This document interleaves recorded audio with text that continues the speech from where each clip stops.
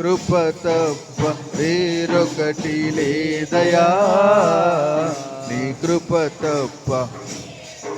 అవును ప్రభా, నీకు స్తోత్రం.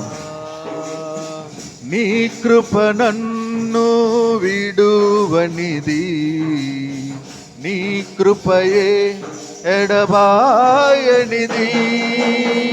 నీ కృప నన్ను విడువనిది, నీ కృపయే ఎడబాయనిది. నిత్యము నిలుచును నీ కృపయే, నిత్యము నిలుచును నీ కృపయే. అందరం కలిసి కృప తప్ప వేరొకటి లేదయా, నీ కృప తప్ప వేరెవరు యేసయ్యా. కృప తప్ప వేరొకటి లేదయా, కృప తప్ప వేరొకటి. అడుగడుగున ఆయన కృపే, అడుగడుగునను నీ కృపయే, అణువణువునను నీ కృపయే.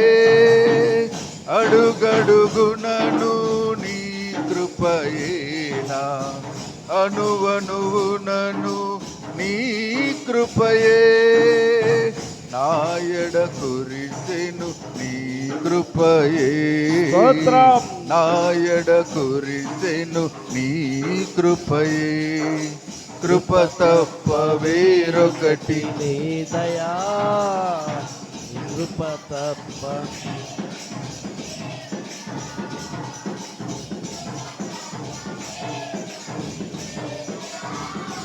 స్తోత్రం. కృపయే కదా నా ఆశ్రయము, కృపయే కదా నా పరవశము. కృపయే కదా నా ఆశ్రయము, నీ కృపయే కదా నా పరవశము. కృప తప్ప వేరొకటి లేదయా, నీ కృప తప్ప వేరెవరు యేసయ్యా. కృప తప్ప వేరొకటి లేదయా, నీ కృప తప్ప, కృప తప్ప వేరొకటి, నీ కృప తప్ప. అవును ప్రభా, కేవలం నీ కృపను బట్టి మేము చెల్లిస్తున్నాము నాయన. మేము జీవిస్తున్నామంటే కేవలం నీ కృపయే ప్రభా. నీ కృప కృప కృప కృప కృప మాకు కావలసింది నీ కృప ప్రభా. నీ కృపయే కావాలి నాయన. నీ కృపను బట్టి నేను చెల్లిస్తున్నాను ప్రభా. యేసయ్యా, యేసయ్యా, యేసయ్యా నీ కృప, యేసయ్యా నీ కృప. తండ్రి నీ కృప కావాలయ్యా, మాకు నీ కృప కావాలి ప్రభా. నీ కృప తప్ప వేరొకటి లేదయా, నీ కృప తప్ప వేరెవరు యేసయ్యా. కృప తప్ప వేరొకటి లేదయా, నీ కృప తప్ప వేరెవరు యేసయ్యా.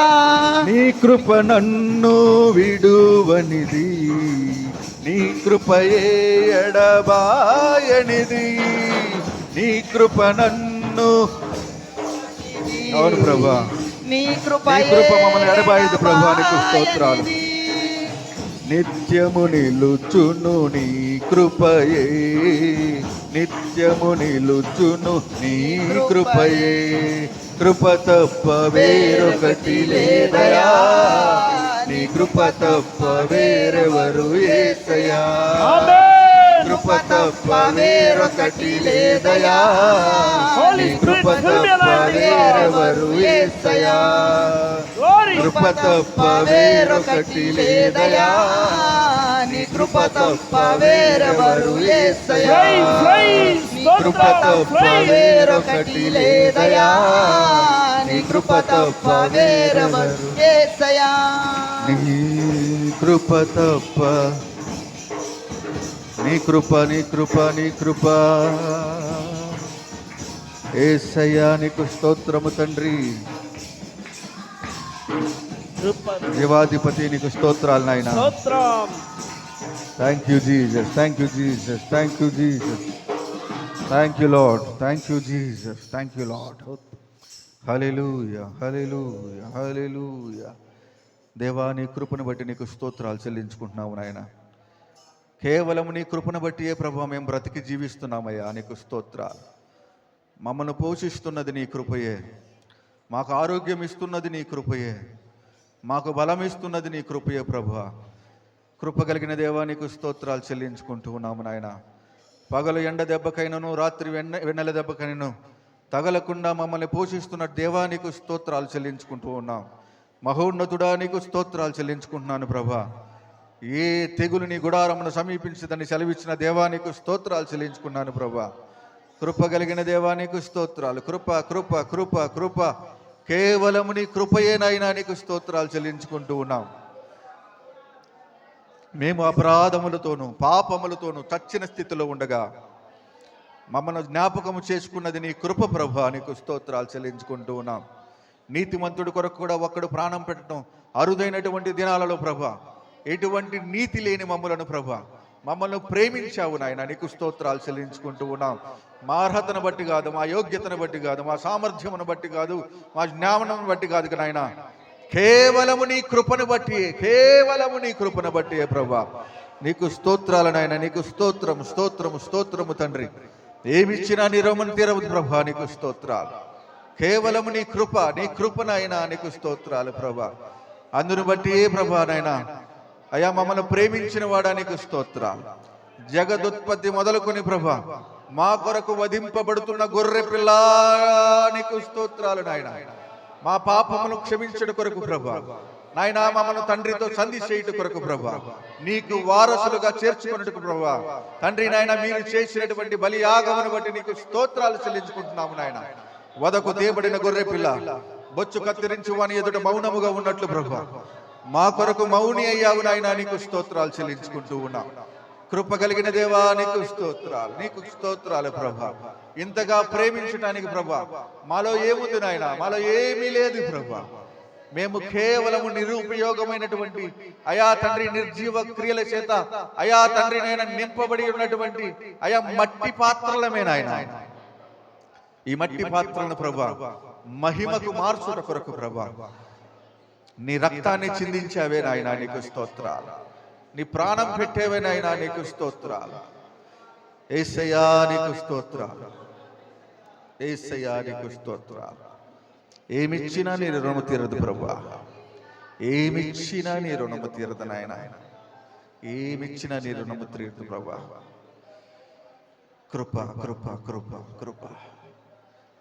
ఎంత శ్రేష్టమైన కృప ప్రభు అనేది. ఎంత శ్రేష్టమైన కృప. పాపిని క్షమించే కృప, మా బలహీనతలను క్షమించే కృప. ఎన్ని మార్లు తప్పిపోయినను యేసయ్యా అని పిలవగానే అన్నీ మర్చిపోయి మేము చేసిన దోషములన్నిటినీ క్షమించి మమ్మల్ని హత్తుకునేటువంటి కృప. స్తోత్రము డాడీ, స్తోత్రం. అబ్బా తండ్రి అని పిలవటానికి అర్హతనిచ్చిన కృప. నా వారసులు అని పిలిచిన నీ కృప. కృప తప్ప వేరొకటి లేదయా, నీ కృప తప్ప, కృప తప్ప,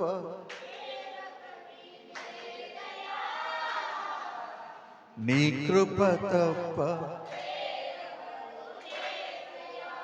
కృపయే కదా నా ఆశ్రయము, నీ కృపయే కదా నా పరవశము, కృపయే కదా నా ఆశ్రయము, నీ కృపయే కదా, కృపయే కదా నా పరవశము. కనికర సంపన్నుడు అని మా ప్రియ పరలోకపు తండ్రి, జీవాధిపతి సర్వోన్నతుడా, నీ శ్రేష్టమైన నామాన్ని బట్టి ప్రభువా, ఈ యొక్క మధ్యాహ్న కాల సమయంలో ఈ రీతిగా నీ బిడ్డలతో కలిసి కొద్ది నిమిషములు ప్రభువా నీ కృపను ప్రభువా నాయన ధ్యానించటానికి, నిన్ను ఆరాధించటానికి, నేను మహింపరచటానికి మీరు మాకు అనుగ్రహించినటువంటి యొక్క శ్రేష్టమైన సమయాన్ని బట్టి మిమ్మల్ని ఎంతగానో స్తుతిస్తున్నాను ప్రభువా. సజీవులే కదా నేను స్తుతిస్తారు.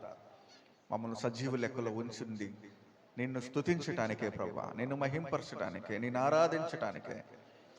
నీ ఆరాధనను ప్రభా తండ్రి నాయన, మా ఆరాధనను ప్రభా తండ్రి మీ సన్నిధిలోకి చేర్చుకొని మహిమ ఘనత ప్రభావాలు మీరే పొందుకోమని యేసయ్య శ్రేష్టమైన నామములో ప్రార్థించి ఆరాధించి స్తుతించి మహిమ పరుస్తున్నాము తండ్రి. ఆమేన్, ఆమేన్, హల్లెలూయా.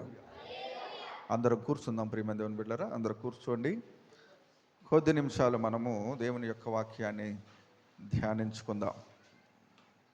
అందరి చేతుల్లో బైబిల్ ఉన్నాయా?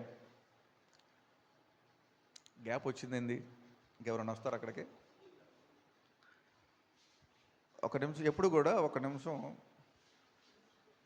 అందరు లేచి నిలబడి ఒక అడుగు ముందుకు సర్దుకుంటే వెనకాల స్పేస్ కనపడతా ఉండదు, వెనకాల వచ్చే వాళ్ళకి అవకాశం ఉండదు. ఇంతే వస్తారనేది మనం చెప్పలేం. మీరు విశ్వాసంతో ముందుగానే కాస్త స్పేసు ఇవ్వాలి, వదిలిపెట్టి ఉంచాలా. వచ్చేవాళ్ళు వస్తారు, అందరూ మనం పిలిస్తేనే రారు, కొంతమంది వాళ్ళకి అనిపించి వస్తారు.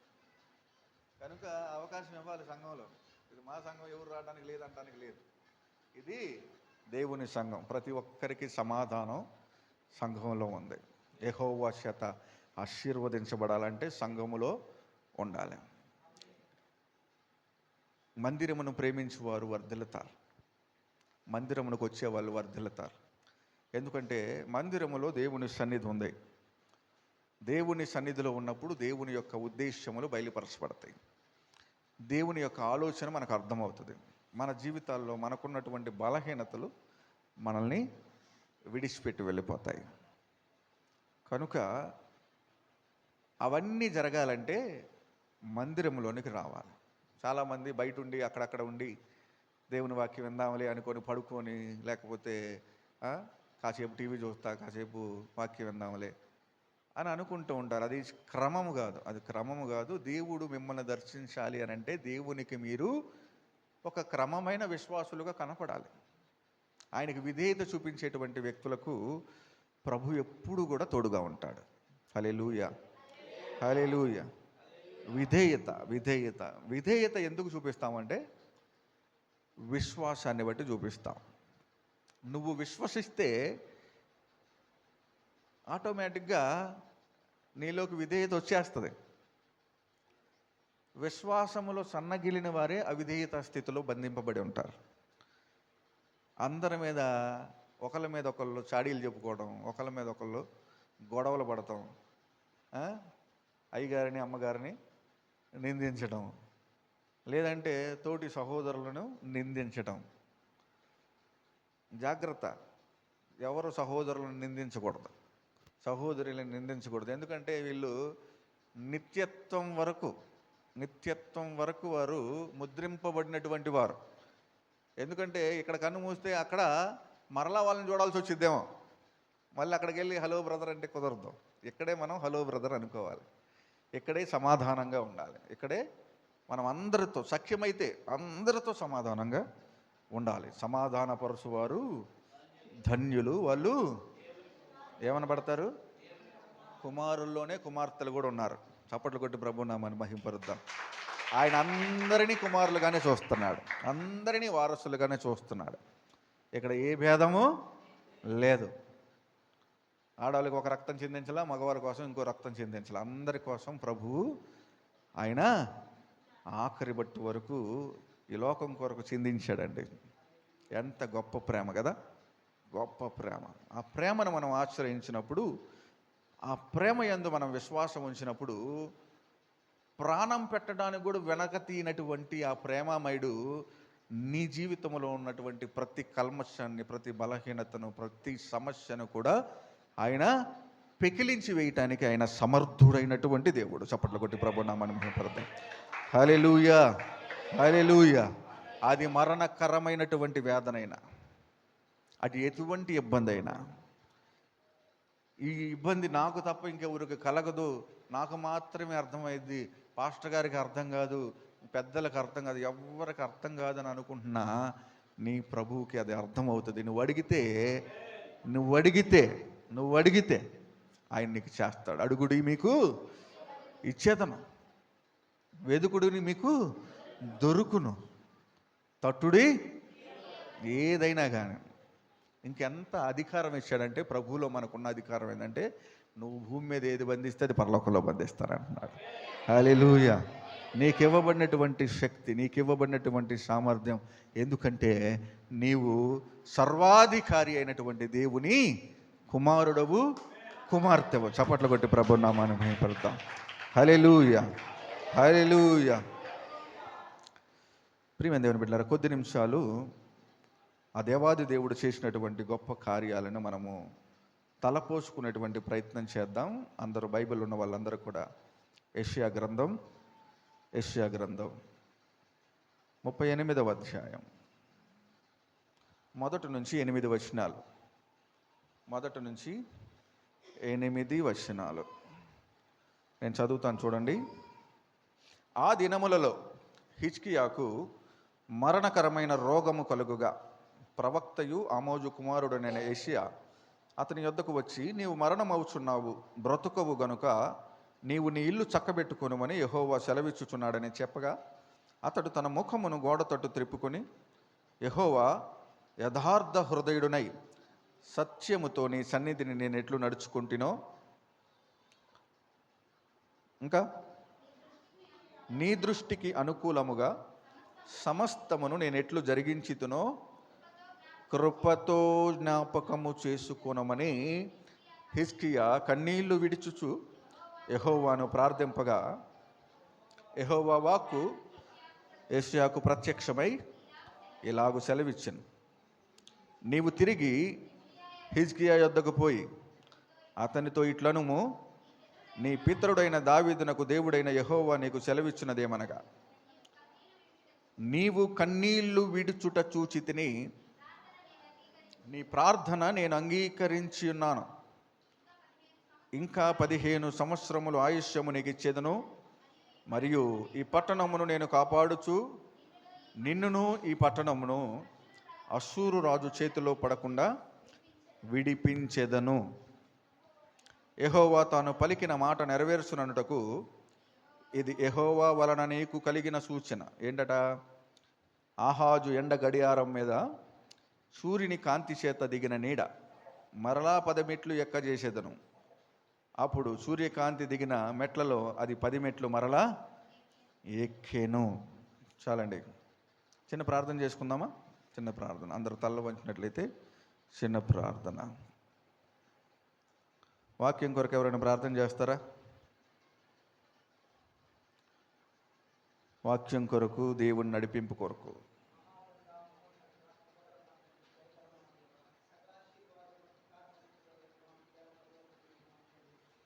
Thank you Lord, thank you lord. వందనాలు ఆయన.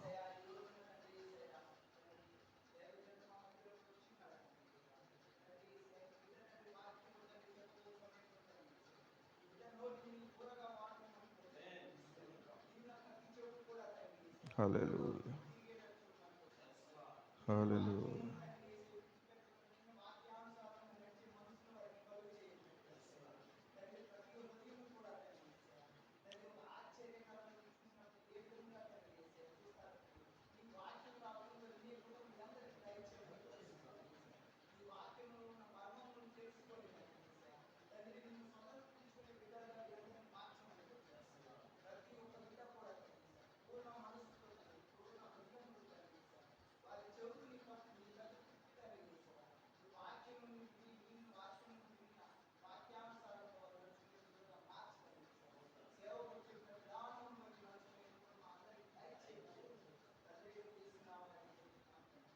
ఆమేన్, ఆమేన్. ప్రియమైన దేవుని బిడ్డలారా, ఇక్కడ ఒక రాజును మనం చూస్తూ ఉన్నాం. రాజుకి ఎంత పని ఉంటుంది చెప్పండి? ఒక రాజ్యాన్ని పరిపాలిస్తున్నటువంటి రాజుకి తన రాజ్యాన్ని కాపాడుకోవాలా, తనను తాను కాపాడుకోవాలా, తనకున్నటువంటి వాళ్ళందరికీ ఆలోచన చెప్పాలి, పరిపాలించాలి, పరిపాలన చేయాలి. ప్రియమైన దేవుని బిడ్డలారా, అంత బిజీ షెడ్యూల్ ఉన్నటువంటి ఈ రాజు పరిపాలిస్తూ ఉండగా ఏం జరిగిందంటే అతనికి మరణకరమైనటువంటి ఒక రోగము కలిగింది. క్యాన్సర్ వచ్చింది. క్యాన్సరే కదా మరణకరమైనటువంటి రోగం అంటే. కడుపులో ఒక పుండు వచ్చింది, అది క్యాన్సర్ పుండు. దానికి రోగానికి వైద్యమే లేదు. అంత బాధపడుతున్నటువంటి ఆ రాజు దగ్గరికి దేవుడు ఒక ప్రవక్తను పంపిస్తాడు. ఏం పేరు అతని పేరు? ఏషియా, ఆమోజు కుమారుడైన ఏషియా. అతను వెళ్ళి ఆ రాజుతో ఏం చెప్తాడంటే, అయ్యా నువ్వు మరణం అవుతున్నావు, నువ్వు చనిపోవటానికి సిద్ధంగా ఉన్నావు, నీ రాజ్యాన్ని నువ్వు చక్కబెట్టుకో, నీ పిల్లలకి ఏమి ఇవ్వాలో వాళ్ళందరికీ కూడా ఇవ్వాల్సినవన్నీ ఇవ్వు, రాయాల్సినవి ఏమైనా ఉంటే రాయి, ఇల్లు చక్కబెట్టుకో అంటే ఇవన్నీ ఉంటాయి అందులో. తర్వాత రాజు ఎవరు, తర్వాత ఎవరు అనేది ఇవన్నీ కూడా నువ్వు చక్కబెట్టుకో, నువ్వు అలా ఉంటే కుదరదు అని. ప్రియమైన దేవుని బిడ్డలారా, ఎవరు పంపించారు? దేవుడే ఒక ప్రవక్తను ఆ ఇంటికి పంపించాడు, రాజు దగ్గరికి పంపిస్తాడు. ప్రియమైన దేవుని బిడ్డలారా, నీ దేవుడు ఎంత కృప కలిగిన దేవుడు, ఎంత ప్రేమ కలిగిన దేవుడు. నీవు ఆయనకు భక్తురాలిగా ఉంటే, నువ్వు దేవుని ప్రేమించే వ్యక్తిగా ఉంటే, ఆయన ఆజ్ఞలను గైకొనేటువంటి వ్యక్తిగా ఉంటే, ఆయన మందిరాన్ని ప్రేమించేటువంటి వ్యక్తిగా ఉంటే, ఆయన నీ గురించినటువంటి శ్రద్ధ కలిగి ఉంటాడు అనేటువంటి సత్యాన్ని మనం ఇక్కడ అర్థం చేసుకోగలం. ఎందుకంటే ఆ దేవాది దేవుడే నువ్వు మరణం అవుతున్నావయ్యా, ఇల్లు చక్కబెట్టుకో అని ఒక ప్రవక్తను హిజ్కియా దగ్గరికి పంపించినట్లుగా మనం చూస్తూ ఉన్నాం. ఎంత ప్రేమ కలిగిన దేవుడో కదా, ఎంత శ్రద్ధ కలిగినటువంటి దేవుడో కదా. ప్రియమైన దేవుని బిడ్డలారా, ప్రతి ఒక్కరు మరణమైపోతారు, ప్రతి ఒక్కరూ చనిపోతారు. జీవించినటువంటి ప్రతి జీవి కూడా మరణం అవ్వాలి అనేది అది ఒక రూల్. కనుక అది ఎంతకాలానికి మరణం అవుతుంది? దేవుడిచ్చేటువంటి ఆయుష్ను బట్టి ఉంటుంది అదంతా. హల్లెలూయా. కానీ ఒక దినాన మరణం అవ్వాలి. మరణము మనకి ఏదో ఒక వింతలాగా కనిపించవచ్చు, కానీ ఏదో ఒక రకమైనటువంటి భయముతో కూడినటువంటి ఒక వాతావరణంలా కనిపించవచ్చు, కానీ నిన్ను సృష్టించినటువంటి సృష్టికర్తకు నీ జన్మదినము ఎలాగో మరణ దినము కూడా అంతే సరళంగా కనిపిస్తుంది. ఆయనలో ఏ వ్యత్యాసము లేదు. ఇంకా బైబిల్ గ్రంథంలో ప్రసంగి అనేటువంటి ఒక రాజు ఉన్నాడు, సొలొమోను అనేటువంటి మారు పేరు కలిగినటువంటి ప్రసంగి. ఈ రాజు అంటున్నాడు, మీరు మీ జన్మదినము కంటే మీ మరణదినమే మేలు అని రాస్తూ ఉన్నాడు ప్రసంగి 7వ అధ్యాయానికి వచ్చేసరికి. ప్రియమైన దేవుని బిడ్డలారా, మరణదినమే మేలు అంటున్నాడు జన్మదినము కంటే. ఎందుకంటే ఈ లోకంలో బ్రతుకుతున్నటువంటి ఈ జీవితము సమస్యల వలయం, సమస్యలతో నింపబడినటువంటి జీవితం. ప్రియమైన దేవుని బిడ్డలారా, మనము యోబు గ్రంథానికి వచ్చేసరికి 4వ అధ్యాయంలో అక్కడ రాయబడ్డటువంటి మాటలు ఏంటంటే, నరుడు బ్రతుకు దినములన్నీయు యుద్ధ దినముల వంటివి కావా అన్నాడు. అంటే ప్రతి దినము కూడా మనం పోరాటం చేయవలసిందే. మన తిండి కోసమో, లేకపోతే మనకు బట్టల కోసమో, మన బిడ్డల యొక్క క్షేమం కోసమో, లేకపోతే మన గృహ అవసరాల కోసమో, ఇంకా మన వ్యాపారాల కోసమో, మన ఉద్యోగాల కోసమో ప్రతి దినము ఏం చేయాలి? యుద్ధం చేయాలి. నరుడు బ్రతుకు దినములన్నీ యుద్ధ దినముల వంటివే అని రాయబడి ఉంది దేవుని లేఖనంలో. కనుక ప్రియమైన దేవుని బిడ్డరా, ప్రతిదినము యుద్ధమే. అయితే మరణము కూడా ఒక పోరాటమే. ఇక్కడ మరణించబోతున్నటువంటి ఈ వ్యక్తికి అది చాలా గంభీరమైనటువంటి స్థితిగా కనపడుతుంది, కానీ దేవుని దృష్టిలో అన్నీ సమానమే. హల్లెలూయా. అయితే ప్రియమైన దేవుని బిడ్డలారా, ఇతన్ని ప్రేమించుచున్నాడు కాబట్టి, ఈ రాజును ప్రేమించాడు కాబట్టి దేవాది దేవుడు ఒక ప్రవక్తను పంపించాడు. ఏం చెప్పమని పంపించాడు? నువ్వు మరణం అవుతున్నావయ్యా, నీ ఇల్లు చక్కబెట్టుకో. ప్రియమైన దేవుని బిడ్డలారా, ఎంత శ్రద్ధ కలిగినటువంటి దేవుడో మన దేవుడు అనేది మనం ఆలోచన చేసుకోవాలి. ఈ దేవుని నమ్ముకున్నటువంటి నీవు విధేయత చూపిస్తే నిన్ను బట్టి నీ బిడ్డలకు కృప చూపించేటువంటి దేవుడుగా ఉన్నాడు. హల్లెలూయా, హల్లెలూయా. నిన్ను బట్టి నీ గృహాన్ని ఆయన సంరక్షించేటువంటి వాడిగా ఉన్నాడు. నీ విధేయతను బట్టి ప్రియమైన దేవుని బిడ్డలారా, అబ్రహామును మనం జ్ఞాపకం చేసుకున్నట్లయితే, అబ్రహాము దేవుని నమ్మెను, అది అతనికి నీతిగా ఎంచబడెను. అతడు నీతిమంతుడు అయిపోయాడు దేవుని నమ్మినటువంటి కారణం చేత. నీవు దేవుని నమ్మితే, దేవుని యందు విశ్వాసం ఉంచితే, నీలో ఉన్నటువంటి సమస్త దుర్నీతిని ఆయన కొట్టివేసి ఆయన నిన్ను నన్ను కూడా నీతిమంతులుగా మార్చేటువంటి దేవుడు. హల్లెలూయా, హల్లెలూయా. ఆయన నిన్ను దర్శించేటువంటి దేవుడు. నిన్ను ఆయన తన ఆశ్రయపురములో దాచిపెట్టేటువంటి దేవుడు. ఏ తెగులు నీ గుడారమునకు సమీపించడు. పగల ఎండ దెబ్బైనను రాత్రి వెన్నెల దెబ్బైనను నీకు తగలకుండా నిన్ను సంరక్షించేటువంటి దేవుడు. అయితే నీ దినముల సమాప్తమందు ఆయన నరులారా తిరిగి రండని పిలుస్తూ ఉన్నాడు. ఎవరైనా చనిపోవాల్సిందే, ఎవరైనా మరణం అవ్వవలసిందే. ప్రియమైన దేవుని బిడ్డలారా, హిజ్కియాకి మరణ దినము సమీపించినప్పుడు దేవుడు నీ ఇల్లు చక్కబెట్టుకోయా అని ఒక ప్రవక్తను పంపించాడు. చాలా గొప్ప విషయం. అయితే హిజ్కియాకి ఒక వింతైనటువంటి ఆలోచన, కోరిక వచ్చింది. అతను మరణం అవడం, అప్పుడే మరణం అవడం అతనికి ఇష్టం లేదు. ఎందుకంటే రాజ్యము శ్రమల్లో ఉంది, రాజ్యము అన్య దేశస్తులు పాలయ్యేటువంటి పరిస్థితిలో ఉంది, శత్రువులు దాడి చేసేటువంటి పరిస్థితిలో ఉంది, రాజ్యంలో నెమ్మది లేదు. అవన్నీ కూడా సంరక్షించాలనేటువంటి తపన ఉన్నటువంటి వాడిగా ఇక్కడ మనం చూస్తూ ఉన్నాం. అందుకని అతను అంటూ ఉన్నాడు, ఏమంటున్నాడంటే, ఏమన్నాడు చూడండి, ఏమన్నాడు? 2వ వచనం చదవండి, ఎవరైనా చదవగలరా? అతడు తన ముఖమును గోడ తట్టు తిప్పుకొని,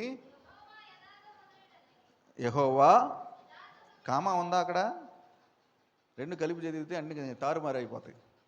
దేనికి దానికి విడిగా చదవాలి. చదవండి.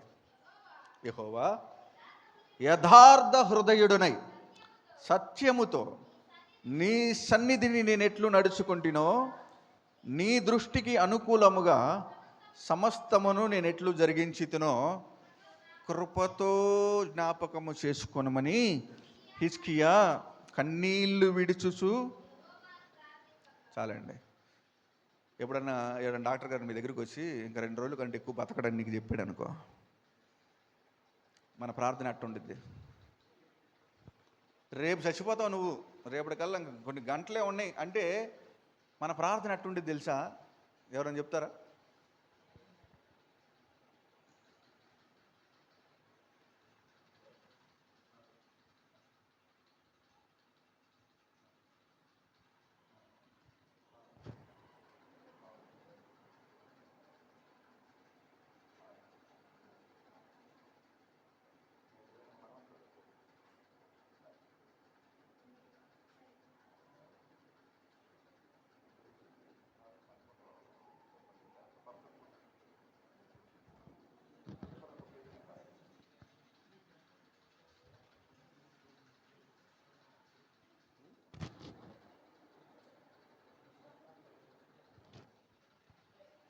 క్షమించండి, ఈరోజు డ్యూటీలో ఉన్నాను, నేను గవర్నమెంట్ హాస్పిటల్ డ్యూటీలో ఉన్నాను, అందువల్ల చిన్న కాల్ వస్తూ ఉంది. ఏం పర్వాలేదు. ఎక్కడున్నాం మనం? చనిపోయే దినం, రేపు చనిపోతారు అని అనగానే మన ప్రతిస్పందన ఏంది? ఏం చేస్తాం? మనం దేవుని భయభక్తులు కలిగినటువంటి వాళ్ళమే, సంఘానికి వచ్చే వాళ్ళమే. అయ్యా రేపు చనిపోతామంటే నువ్వేం చేస్తావు చెప్పు బ్రదర్, ఏం చేస్తావు?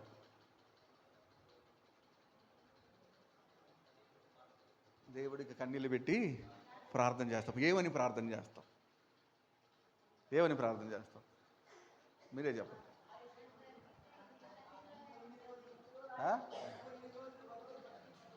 నేను నీతిమంతుణ్ణి, నేను యథార్థవంతుణ్ణి అని ప్రార్థన చేస్తావా? ఏమని ప్రార్థన చేస్తాం? అయ్యా చాలామందికి తెలియని పాపాలు చాలా ఉన్నాయి నాలో. నేను పరలోక రాజ్యం అయ్యా నాకు. అయ్యా నా పాపాలన్నీ క్షమించయ్యా. పరదేశం ఏది సిలువు మీద ఉన్న దొంగను జ్ఞాపకం చేసుకున్నట్టు నన్ను వాక్యం తెలుసు మనకు. మళ్ళీ వాక్యం తెలుసు మనకి. వాక్యం తెలిసి సిలువు మీద ఉన్న దొంగను క్షమించినట్టు నన్ను క్షమించి పరదేశిలో నన్ను జ్ఞాపకం చేసుకోయ్యా, నా పాపాలు క్షమించును ఆయన. నువ్వు విశ్వాసమే సంఘంలో, కానీ యథార్థమైన ప్రార్థన అప్పుడు వస్తుంది. హల్లెలూయా, హల్లెలూయా. అప్పుడు దాకా వచ్చే ప్రార్థన అంతా దేవా నేను నీతిమంతుడిని. అసలు మనం సంఘంలో మనంత నీతిమంతులు లేనట్టు బిహేవ్ చేస్తాం. మనకున్న విధేయత ఇంకెవరికి లేనట్టు ప్రవర్తిస్తూ ఉంటాం. అసలు మనకు వచ్చినంత ప్రార్థన ఎవరికి రానట్టు ప్రవర్తిస్తూ ఉంటాం. ఇంకొంతమంది అయితే సంఘంలో పాదిరి గారికి కూడా సలహాలు ఇస్తూ ఉంటారు. పాస్టర్ గారు మీరు అట్టా, పాస్టర్ గారు కంటే నీతిమంతుడు కదా వీడు, పాస్టర్ గారు కూడా సలహాలు ఇచ్చి పడేస్తూ ఉంటాం. ఎందుకంటే మనం నీతిమంతులు అని ఒక నెలకొల్పాల. అదే చచ్చిపోతున్నావు రేపంటే అప్పుడు వచ్చింది యథార్థమైనటువంటి ప్రార్థన. అయ్యా నేను పాపినయ్యా, ఎన్నో రహస్య పాపాలు చేశానయ్యా, ఎన్నో తప్పులు చేశానయ్యా, ఎంతోమందిని దుర్మార్గంగా హింసించానయ్యా, ఎంతోమంది మీద అబద్ధాలు చెప్పానయ్యా, అయ్యా వాళ్ళందరి దగ్గరికి వెళ్ళి క్షమాపణ చెప్పాలని ఉంది, కానీ మరణ పడక మీద ఉన్నాను కదా, నన్ను అబ్బా అప్పుడు వస్తుంది యథార్థమైనటువంటి ప్రార్థన. ప్రియమైన దేవుని బిడ్డలారా, దినములు చెడ్డవి కనుక సమయమును పోనివ్వకుండా, దినములు చెడ్డ దినములో రాకడ సమీపిస్తున్నటువంటి దినాల్లో మనం ఉన్నాం. ఆయన బయలుదేరున్నాడు, ఆయన వస్తున్నాడు, ఆయన రాకడ దొంగవలే రాబోతుంది. ఈ దినము ఆ దినము, ఈ గడియ ఆ గడియ అని చెప్పుకోవటానికి సమయం లేదు. ఆయన వస్తున్నాడు అంటే వస్తున్నాడు అంతే. మాకు చెప్పినటువంటి వాడు నమ్మదగినటువంటి వాడు. ఆయన మరణాన్ని తిరిగి లేచినటువంటి వాడు. లేస్తానన్నాడు, లేచి చూపించాడు. మరలా నేను తిరిగి వస్తానన్నాడు. మనం ఎదురు చూస్తూ ఉన్నాం. మనం సిద్ధపడాల్సినటువంటి సమయంలో ఉన్నాం. ప్రియమైన దేవుని చప్పట్లు కొట్టి ప్రభు నామమున మహిమపరుద్దాం. హల్లెలూయా, హల్లెలూయా. ఎంతమంది సిద్ధంగా ఉన్నామో, ఎంతమంది మనం సిద్ధంగా ఉన్నామో మనం ఒకసారి ఆలోచించుకోవాలి. రహస్య పాపముల చేత పట్టబడి మనం ఏమన్నా ఇబ్బంది పడుతున్నామేమో. మాట్లాడుతున్నటువంటి నాతో సహా మాట్లాడటానికి ప్రభు స్వరం ఇచ్చాడు, ప్రభు అభిషేకం ఇచ్చాడు, ప్రభు వాక్యంలో ఉన్నటువంటి జ్ఞానం ఇచ్చాడు. కానీ ప్రవర్తన ప్రభువు చూస్తాడు, ప్రభువే చూస్తాడు. ఇంకెవరు చూడరు, ఎవరు చూడరు. అందరి దృష్టిలో మనం నీతిమంతులమే, కానీ ప్రభు దృష్టిలో నువ్వేంటి? అందరి దృష్టిలో మనం హీనులమే. అయితే ప్రభు దృష్టిలో ఏంటి? లాజరు లోకములో హీనుడు, కానీ దేవుని దృష్టిలో అబ్రహాము రొమ్మును ఆనుకొనగలిగినటువంటి నీతిమంతుడు. హల్లెలూయా, హల్లెలూయా. ధనవంతుడు ఈ లోకములో చాలా బలమైనటువంటి వాడు, చాలా జ్ఞానవంతుడు, వాక్యములో ఉన్నటువంటి సత్యములన్నిటి ఎరిగి ఉన్నటువంటి వాడు. ఎందుకు ఈ మాట చెప్తున్నానంటే, అతడు అగ్ని గంధకాల్లో మండుతున్నటువంటి ఆ యొక్క పాతాళములో అతడు శ్రమ పెట్టబడుతున్నా అతను కళ్ళెత్తి చూసినప్పుడు అతడు అబ్రహామును గుర్తుపట్టాడు. అబ్రహాం ఎవడు అతనికి తెలుసు. ఇంకేమంటున్నాడు తెలుసా? తండ్రివైనా అబ్రహామా అంటున్నాడు. అతని తండ్రి అనే సంగతి తెలుసు, కానీ తండ్రి దగ్గర ఉన్నాడా? ఎక్కడున్నాడు అతను? పాతాళంలో. నీకు ఎంత శాస్త్రం తెలిసినా, ఎంత ధర్మశాస్త్రం తెలిసినా, ఎంత బైబిల్ తెలిసినా, నీ ప్రవర్తనలో అది కనపడకపోతే, నువ్వు యథార్థంగా ప్రభు సన్నిధిలో నడవకపోతే, నీ యొక్క కనుదృష్టిలో కానీ, నీ మాటలో కానీ, నీ శాస్త్రంలో కానీ, నీ హృదయంలో కానీ దేవునికి అయిష్టమైనటువంటి సంగతులను దాచిపెట్టుకొని నీవేదో వేషధారణతో మనము ఈ లోకంలో ఒక క్రైస్తవునిగా బ్రతకాలంటే అగ్ని కాల్చేస్తుంది. ఏం చేస్తుంది? అగ్నిలో కాల్చబడతాం. ప్రియమైన దేవుని బిడ్డలారా, మోసపోకుడి దేవుడు వెక్కిరింపబడడు. నువ్వు దేవుని వెక్కిరించాలని నీ ప్రవర్తనతో నువ్వేదో దేవుని వెక్కిరించాలని, ఆ దేవుడికి ఏం తెలియదులే అని, దేవుని బిడ్డలకి ఏం తెలియదులే అని, మనం ఏదో చలామణి అయిపోతామని అనుకుంటున్నావేమో. అగ్ని పరీక్షలో మనం ఓడిపోతే ప్రియమైన దేవుని బిడ్డలారా, అంతకంటే ఘోరమైనటువంటి మరణము ఇంకొకటి లేదు. ధనవంతుడు అట్టి మరణములోనికి వెళ్ళాడు.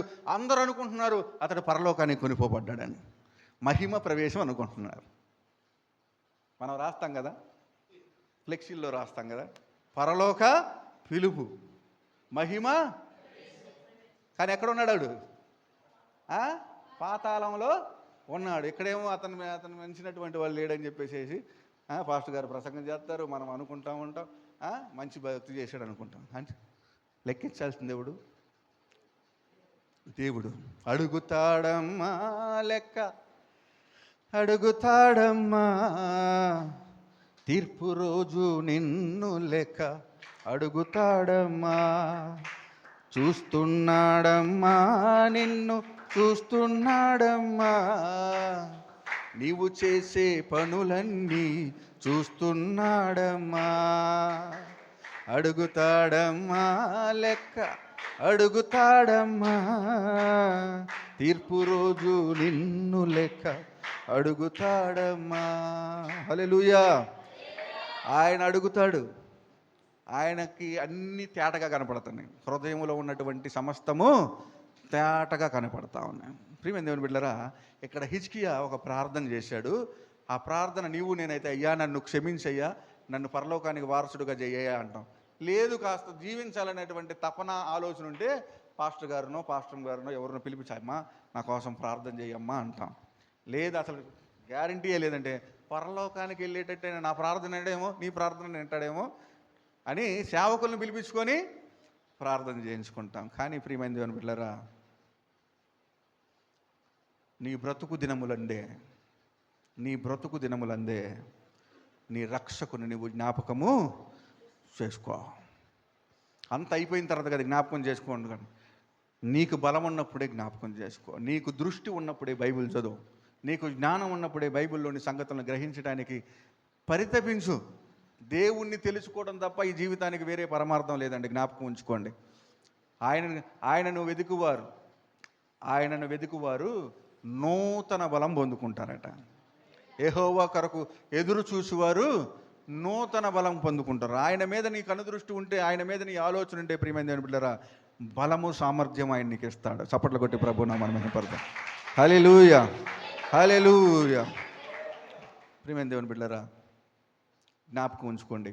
ఇక్కడ ఆయన అంటున్నాడు, ఆయన చేసినటువంటి ప్రార్థన ఏంటంటే, యెహోవా యథార్థ హృదయుడనై సత్యముతో నీ సన్నిధిని నేనెట్లు నడుచుకుంటునో కృపతో జ్ఞాపకం చేసుకోయ్యా అన్నాడు. ఎవడైనా ఈ ప్రార్థన చేయగలరా? ఇక్కడ ఏం అడుగుతున్నాడు తెలుసా దేవుడు? ఇక్కడ హిజ్కియా దేవుడిని ఏమని అడుగుతున్నాడు తెలుసా? నా భక్తిని బట్టి నాకు ఆయుష్కాలం పెంచయ్యా అని అంటున్నాడు. నేను చేసిన భక్తిని చూసావు కదా నువ్వు. దినముకు 7 మార్లు ప్రార్థన చేస్తున్నాను నేను.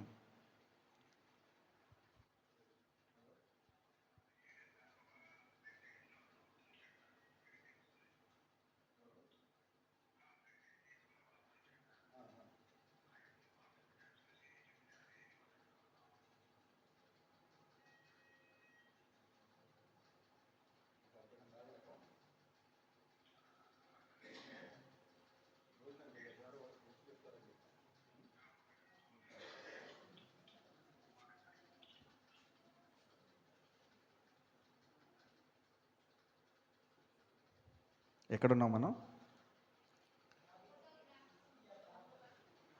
ఏమని ప్రార్థన చేశాడు? నా భక్తిని చూసి నాకు ఆయుష్కాలం ఇవ్వయ్యా ప్రార్థన చేశాడు.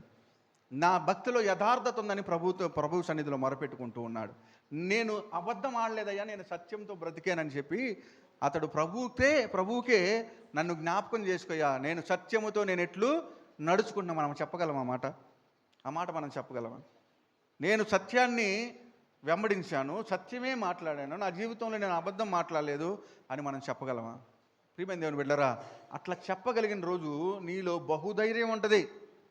ఏ సమస్యనైనా ఎదుర్కోగలిగినటువంటి శక్తిని, ధైర్యాన్ని ప్రభువు నీకు ఇస్తాడు. యోబు గ్రంథం 4వ అధ్యాయంలో మనం చూసినట్లయితే, నీ భక్తి నీకు ధైర్యము పుట్టింపదా, నీ యథార్థ ప్రవర్తన నీ నిరీక్షణకు ఆధారము కాదా అని రాశాడు అక్కడ. భక్తిలో ధైర్యం ఉంటుంది. యథార్థంగా భక్తి చేస్తే నువ్వు ధైర్యంగా ఉంటావు. పిరికితనం నీలో ఉండదు. పిరికితనం కలిగినటువంటి ఆత్మను దేవుడు మనకు ఇవ్వలేదు. శక్తియు బలమును ఇంద్రియ నిగ్రహం కలిగిన ఆత్మని దేవుడు మనకిచ్చాడు. భక్తిలో సిగ్గుండదు. సిగ్గుపడుతున్నావు అంటే నీ భక్తిలో ఏదో లోపం ఉందో జాగ్రత్తగా చూసుకో. సిగ్గుపడేటువంటి భక్తి దేవుడు ఇవ్వలే మనకి. దేవుడు తన ఆత్మచేత మనల్ని అభిషేకించినప్పుడు ఆ భక్తిలో సిగ్గు ఉండదు. ఎక్కడికి వెళ్ళినా నువ్వు యథార్థంగా మాట్లాడగలవు. ఎక్కడికి వెళ్ళినా నీవు మాట్లాడటానికి సందేహించేటువంటి వ్యక్తిగా ఉండవు. నీవు ప్రభువును మహిమపరిచేటువంటి ప్రతి ఒక్క సందర్భాన్ని కూడా ఉపయోగించుకునేటువంటి పరిస్థితిని నీకు ఉంటుంది తప్ప వెనకంజి వేసేటువంటి పరిస్థితి మనలో ఉంటుంది. స్తోత్రం చెప్పండి అనగానే వెనక కూర్చుంటే అందులో సరైన భక్తి విధానంలో లేవనేటువంటి సంగతి మనం అర్థం చేసుకోవాలి. స్తోత్రం చెప్పండి. హల్లెలూయా. ఏడ సగం చేతులు లేకపోవట్లేదు, వెనకబడతాం, జాగ్రత్త. భక్తిలో ధైర్యం ఉండాలా, దేవుని సన్నిధిలో ధైర్యంగా ప్రవర్తించాలా. మన నోరు నువ్వు ఒప్పుకున్న తోడనే నీకు ఎప్పుడైనా కానీ దైవజనులు ఇక్కడ నిలబడి ఇక్కడ కూర్చొని ఏదన్నా వాగ్దానం, ప్రభు యొక్క వాగ్దానం, దేవుడు మనల్ని సంరక్షిస్తాడు, పోషిస్తాడు అన్నప్పుడు ఆమేన్ ఆమేన్ అనుకోవాలా. హల్లెలూయా హల్లెలూయా. నోరు మాట్లాడుతూ ఉండాలా, సైలెంట్గా ఉండకూడదు. హల్లెలూయా చెప్పాలా. ఆమేన్ అంటే ఆమేన్. ఏదన్నా వాగ్దానం వెలువడినప్పుడు, ఆశీర్వాదం దైవజన్ నోటి నుంచి వచ్చినప్పుడు ఆమేన్ అనుకోవాలి. హల్లెలూయా. ఇది బైబిల్ పద్ధతి. ఎజ్రా అంట ధర్మశాస్త్ర గ్రంథాన్ని చదువుతుంటే వాళ్ళందరూ, జనమందరూ ఆమేన్ ఆమేన్ ఆమేన్ అన్నారంట. వాళ్ళు అన్నారు, మనమే నోరు పెగలదే. కనుక ప్రియమైన దేవుని బిడ్డలారా, భక్తిలో ధైర్యం ఉంటుంది. ధైర్యంగా ఉంటేనే నిజమైనటువంటి భక్తి, యథార్థమైనటువంటి భక్తిలో ధైర్యం ఉంటుంది. దేవుడు నేనేమైనా పర్లేదు. చాలామందికి పిరిగితనం ఉంటుంది. ప్రభు బిడ్డలమని చెప్పుకోవడానికే పిరిగితనం. వాడేమనుకుంటాడు, ఈడేమనుకుంటాడు. అసలు నీ భక్తిలోనే సరైనటువంటి నాణ్యత లేదు. నువ్వు భయపడుతున్నావంటే నీ భక్తిలో నాణ్యత లేదు, ప్రార్థన లేదు, వాక్యాన్ని చదవడం లేదు. ఎప్పుడు దైవజనుడు ఏదన్నా చెప్తే ఆ మాట అంటాం, అది సరిగ్గా చెప్పాడా లేదా అని చెప్పేసి ఒక విశ్లేషణలోకి నువ్వు వెళ్ళటం, అట్ట కాదు ఎట్టా అని చెప్పేసి అనుకోవటం. ఇంతకు మించి భక్తిలో నాణ్యత లేదు. సరైనటువంటి శ్రమదినం వచ్చినప్పుడు, సరైనటువంటి ఇబ్బంది వచ్చినప్పుడు ప్రభువు మీద ఆధారపడటానికి కావలసినటువంటి ధైర్యము నీ భక్తిలో లేకపోతే ప్రియమైన దేవుని బిడ్డలారా, మనము చేసేటువంటి భక్తి వ్యర్థం. చాలామంది లెటర్లు రాస్తూ ఉంటారు, డబ్బులు పంపిస్తూ ఉంటారు. నా కోసం ప్రార్థన చేయండి. మా పిల్లలు, నువ్వు చేయితే అవదా? నీ భక్తిలో నాణ్యత లేదా? నువ్వు కట్టే ఇంట్లో సిమెంట్తో కట్టావా, బుర్రతో కడతావా? నీ ఇల్లు సిమెంట్ వేసి కట్టాలి ఇల్లు. భక్తి కూడా అంటే స్ట్రాంగ్గా ఉండాలి, కాంక్రీట్ లాగా స్ట్రాంగ్గా ఉండాలి. అప్పుడు హిజ్కియా చేసిన ప్రార్థన మనకు వస్తుంది. హల్లెలూయా హల్లెలూయా. ఇలాగ కాకుండా అయ్యా నన్ను క్షమించయ్యా, ఇందాక బ్రదర్ చెప్పారు, నా పాపాలు క్షమించిన ఆయన, నాది అది క్షమించ. ఇంక 20 సంవత్సరాలు గడిచిపోయిన తర్వాత కూడా నువ్వు పాపాలు చేయించనేటువంటి మాటే మాట్లాడుతుంటే నీ భక్తిలో నాణ్యత ఉన్నట్ట, మట్టే ఉన్నట్టు. కనుక ప్రియమైన దేవుని బిడ్డలారా, యథార్థంగా ఉంటే బహుధైర్యవంతులుగా మీరు లోకంలో ప్రభువు నిలబెడతాడు. హల్లెలూయా హల్లెలూయా. ఇక్కడ హిజ్కియా ప్రార్థన చేశాడు. హిజ్కియా కన్నీళ్లు విడిచి ప్రార్థన చేశాడు. అయ్యా నన్ను జ్ఞాపకం చేసుకోయ్యా అన్నాడు. 15 సంవత్సరాలు ఆయుష్ ఇమ్మని చెప్పలా. అడిగాడా? అడగల. ఏం చేశాడు చూడండి దేవుడు ఏం చేశాడో. 4వ వచనం దగ్గరికి వద్దాం. నాకు ఎంత టైం ఉంది? షుగర్ పేషెంట్లు ఎవరు లేరా? ఎవరు ఎంత టైం ఇస్తారు ఇంక నాకు? 10 నిమిషాలా? 2:10 అవుతుంది. 2:05. 10 నిమిషాలు, 2:30 అంట. నాకు అన్ని ఛాయిస్లు ఇవ్వద్దు. ఒకసారి నాకు 12 గంటలకు మైక్ ఇచ్చారు, 12 గంటలకు ఇచ్చారు. వాక్యమే 12 గంటలకు అయితే 12:30కు వచ్చారు అందరూ. ఆ రోజు ఏదో పండగ, క్రిస్మస్ ఏదో పండగ హైదరాబాద్లో. 12 గంటలకు మైక్ ఇస్తే 3:30కు వదిలేసా. అనుకు నాకు సాయిస్ ఇవ్వద్దు. టైం చెప్పండి. 15, 2:30లోపు ముగించేటువంటి ప్రయత్నం చేస్తాను. హల్లెలూయా. నీరసంగా ఉన్న వాళ్ళందరూ హల్లెలూయా చెప్పండి. హల్లెలూయా. అందరూ బాగా బలంగానే ఉన్నారు. Very good very good. ఎక్కడున్నామమ్మా మనం? 4వ వచనం చూడండి. యెహోవా వాక్కు యేషయాకు ప్రత్యక్షమై ఇలాగూ సెలవిచ్చును. చదవండి. నీవు తిరిగి హిజ్కియా యొద్దకు పోయి అతనితో ఎట్లనూ నీ పితరుడైన దావీదునకు దేవుడైన యెహోవా నీకు సెలవిచ్చున్నదేవనగా, నీవు కన్నీళ్లు విడుచుట చూచి తిని నీ ప్రార్థన అంగీకరించి ఉన్నాను. చాలండి. ప్రియమైన దేవుని బిడ్డలారా, నీవు కన్నీరు కారిస్తే చూసేటువంటి దేవుడు కాదు నీ దేవుడు. నువ్వు యథార్థంగా కన్నీరు కారిస్తే, నువ్వు ప్రార్థిస్తున్నప్పుడు కన్నీటి ప్రార్థనతో నువ్వు ప్రభువుని అడిగితే నిన్ను అలక్ష్యం చేసేటువంటి దేవుడు కాదు నీ దేవుడు. చప్పట్లు కొట్టి ప్రభు నామమున మహిమపడతాం. హల్లెలూయా, హల్లెలూయా. ఆలస్యం అవ్వచ్చేమో కానీ ఆయన అలక్ష్యం చేయడు. నువ్వు అడిగింది ఆలస్యం అవ్వచ్చేమో, ఓపికతో ఆయన కొరకు కనిపెడితే, ఆయన మీద విశ్వాసం తగ్గకుండా ఓర్పుతో సహనముతో ఆయన కొరకు కనిపెడితే, తగిన కాలమందు ఆయన తన గుప్పిలు విప్పి నువ్వు అడిగిన దానికంటే, ఊహించిన దానికంటే అత్యధికముగా చేయగలిగినటువంటి గొప్ప దేవుడు. చప్పట్లు కొట్టి ప్రభు నామమున మహిమపడతాం. హల్లెలూయా, హల్లెలూయా. అయితే ఆ ఓపిక నీలో ఉందా? విశ్వాసం నీలో ఉందా? నాకు 6వ తరగతికి వచ్చేసరికి మా ఇంట్లో చేతక బండి ఉంది. నాకు ఇమ్మంటాను, నేను నడుపుతాను, నాకు ఇమ్మని అడుగుతాను. నేను చదివేది ఏంది? 6వ తరగతి. నడపాల్సింది అనుకుంటుంది ఏంది? చేతక బండి అంటే స్కూటర్ నడపాలనుకుంటున్నాను నేను.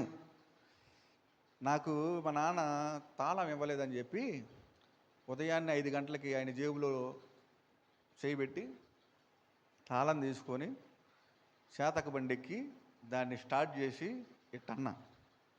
సరే, నాతో పాటు నా తమ్ముని కూడా తీసుకెళ్ళాను. అంటే దానికి నా కాళ్ళు అందట్లా, నెడతాడు కదా, సైకిల్ ఎక్కినట్టేలే అని అనుకుంటున్నాను. చేతక బండి కూడా సైకిల్ ఎక్కినట్టేలే చేతక బండి కూడా అనుకుంటున్నా. ఏం ఎక్కిట్టంటే వెళ్ళిపోద్ది, మళ్ళీ అక్కడ దిగేసేసి మళ్ళీ తిప్పుకొని మళ్ళీ ఎక్కిట్టంటే వెళ్ళిపోద్దాను అనుకుంటున్నా. ఎక్కా, ఇట్టన్నా, మళ్ళీ ఇట్ట డౌన్ చేయటం చేతగాల నాకు. ఇట్ట అంటున్నాను, వెళ్ళిపోతుంది, జర్ర వెళ్ళిపోతుంది. ఈలోపు టర్నింగ్ వచ్చింది. అదే స్పీడ్ మీద టర్నింగ్ కొట్టా. సర్వైవ్ అయ్యా. మరి కొద్దిగా అది దాని అంతకు అదే కిందకి దిగండి. మళ్ళీ రైజ్ చేయడమే తెలుస్తుంది కానీ దాన్ని కిందకి అంటం చేత కావట్లేదు నాకు. చివరికి ఒక దేవుని కృపను బట్టి, ఇక్కడ కూడా కృపే, దేవుని కృపను బట్టి ఒక బురద గుంట వచ్చింది. ఆ బురద గుంటలో బండి జారిపోయింది. అక్కడికి వెళ్ళిన తర్వాత బురద గుంటను చూసి బ్రేక్ కింద ఉందని చెప్పి ఎత్తుక్కొని దాన్ని నొక్కంగానే బండి జారిపోయి బురదలో పడిపోయింది. నేను సేఫ్. బండిని ఈలోపు మా తమ్ముడు మళ్ళీ వెనక నుంచి వస్తున్నాడు. నన్ను ఎక్కించుకోలేదని. వాడు నాకన్నా చిన్నవాడు. నేనే 6వ తరగతి అంటే వాడు 4వ తరగతి. ఇద్దరం కలిసి బండి లేపుకొని తోసుకొని తీసుకెళ్ళి ఇంట్లో మోటార్ ఉంటే మోటార్ పెట్టి నీళ్ళు పెట్టి కడుగుతుంటే అప్పుడు మా నాన్న లేచి చూశాడు. హల్లెలూయా. కావాలా నాకు చేతకు? పొందేటువంటి అర్హత వచ్చిందా? ఇంకా నాకు యోగ్యత వచ్చిందా? వయసు వచ్చిందా? జ్ఞానం వచ్చిందా? గుర్తుపెట్టుకోండి ప్రియమైన దేవుని. కొన్నిసార్లు మనం అడిగినటువంటి అన్నీ కూడా మనం సిద్ధపాటు లేకుండా అడుగుతాం. నీకు ఇప్పుడు ₹1,00,000 ఇవ్వాలనుకో దేవుడు, ₹1,00,000 ఏం చేయాలో నీకు తెలియదు. అదే ₹100 చేతిలో ఉంటే వెళ్ళి టిఫిన్ కొనుక్కుంటావు, అస్సలు లోపల ఇబ్బంది లేకుండా. ₹100 చేతిలో, ₹1,00,000 నీ చేతిలో పెడితే ఇంకోటి చేతిలో పెడతావా? అసలు ఆ ధైర్యం వస్తుందా? అసలు ఉందని చెప్పుకోవడానికే ధైర్యం రాదు. ఎవడు అడిగేస్తాడో నన్ను. ప్రియమైన దేవుని బిడ్డలారా, దేవుడు అనుగ్రహించేటువంటి అనుగ్రహం ఎలా ఉంటుందంటే, నీవు అది పొందుకునేటువంటి సామర్థ్యాన్ని పొందుకునేటువంటి వరకు ప్రభువు దాన్ని కొంతవరకు ఆపుతాడు.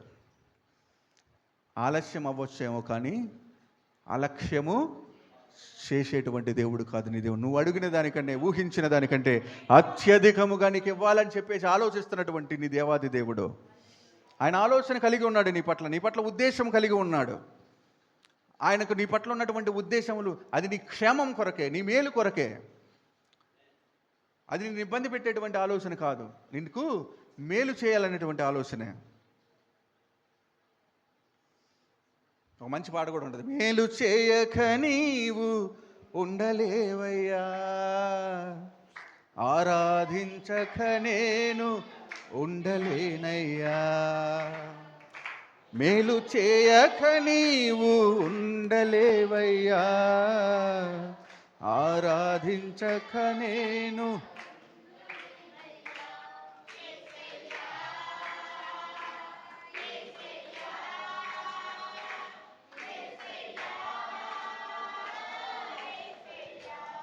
ఏసయ్యా ఏసయ్యా ఏసయ్యా ఏసయ్యా, నిన్ను నమ్మినట్లు నేను వేరే ఎవరిని నమ్మలేదయ్యా. నీకు నాకు మధ్య దూరం తొలగించావు వదిలుండలేక. నిన్ను నమ్మినట్లు నేను వేరే ఎవరిని నమ్మలేదయ్యా. నీకు నాకు మధ్య దూరం తొలగించావు వదిలుండలేక. నానందం కోరేవాడా, నా ఆశలు తీర్చేవాడా. నానందం కోరేవాడా, నా ఆశలు తీర్చేవాడా. క్రియలున్న ప్రేమ నిధి,